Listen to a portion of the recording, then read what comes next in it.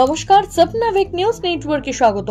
তাহলে কি সন্ত্রাসবাদীদের আখড়া হয়ে উঠেছে পশ্চিমবঙ্গ?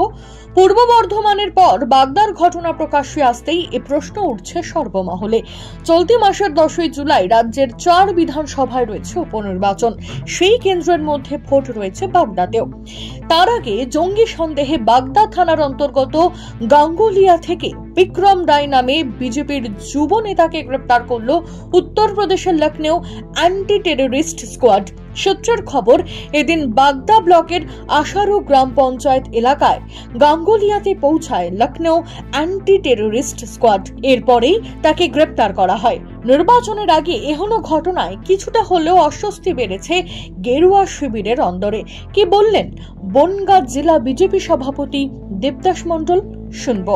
আমরা এসেছিলাম আমাদের এই মণ্ডলের যুব মোর্চার জিএস, সে টোটো চালায়।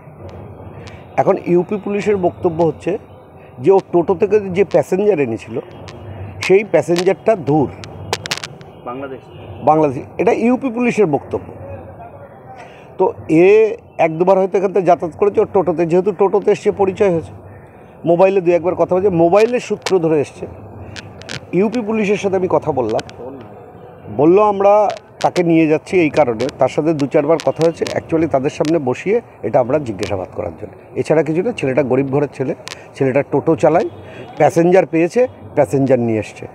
যদি এর ভেতরে কোনো রকম ইনভলভমেন্ট থাকে, যদি কোনো কিছু থাকে, আমি বলে এসছি, যদি কোনো কিছু ইনভলভমেন্ট থাকে তাহলে আমাদের কোনো কোশ্চেন নেই, তার যা শাস্তি হওয়ার সে পাবে।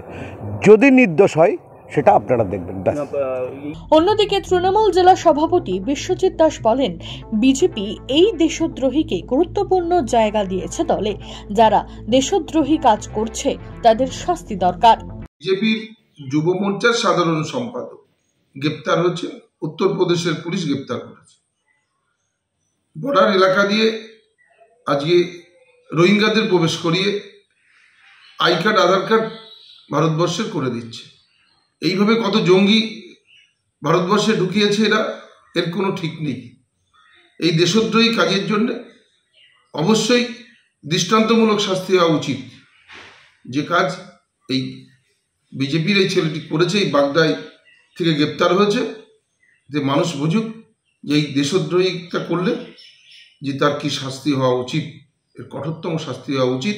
বিজেপির লজ্জা হওয়া উচিত যে এই ধরনের মানুষদের এরা দলের গুরুত্বপূর্ণ দায়িত্ব দেয়, যারা দেশদ্রোহী কাজের সঙ্গে যুক্ত, যারা দেশের ক্ষতি চাইছে।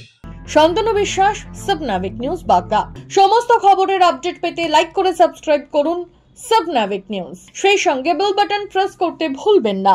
আপনাদের একটা সাবস্ক্রিপশন আমাদের জন্য অত্যন্ত মূল্যবান। জয় হিন্দ।